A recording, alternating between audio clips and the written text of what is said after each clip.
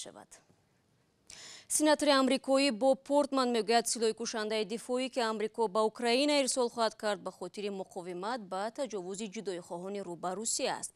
آمریکا فروش موشک‌های ضد تانکی جاولین را تصدیق کرده است که مبلغ آن 47 میلیون دلار آمریکایی مساوی میباشد.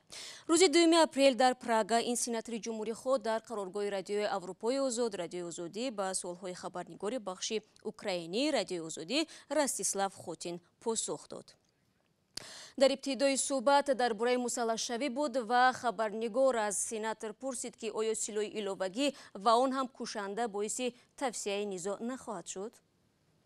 با فکرم ایالات متحده امریکا و کشورهای دیگر باید به اوکراین امکان دهند که سلاح خریده از خود دفاع کند، از جمله سلاح‌هایی که به همین زودی‌ها به آنها داده می شود.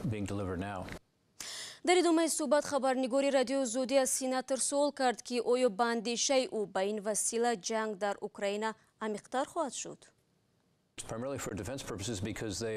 هدف اساسی مدافعه است. اوکراینی ها در حال دفاع قرار دارند. آنها از صاحب اختیاری و زمینی خود حمایت می کنند. حالا شرق اوکراین به حمایت از حمله های آشوبگران رو به روسیه نیاز دارد. سلاح و مهماتی که از آنها مصادره و در میدان کیف به نمایش گذاشته شده است شهادت حرف ماست. موشک های جاولین امکان می دهند که آنها از خود دفاع کنند. می‌دانید با سلاح ایلاوگی آنها می توانند گویند که حمله به ما و ادامه تجاوز پیامد خواهد داشت. به فکرم چنین وضع به حل آسایشته زمینه می‌گذارد، از جمله تطبیق سازش مینسک و حتی تهیه سازش دوم مینسک. تجاوز بدون جوابگری باعث ادامه خونریزی شده است. ما طرفدار آرامی هستیم.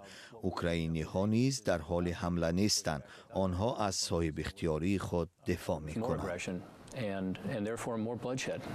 We want to see less. We want to see peace in the region. با پورتمان در صحبت با رادیو آزادی گفت که امروز عازم اوکراین می شود تا با وضع این جمهوری از نزدیک آشنا گردد. تفصیلات را می توانید در سامانه ما www.azadi.org دریافت نمایید.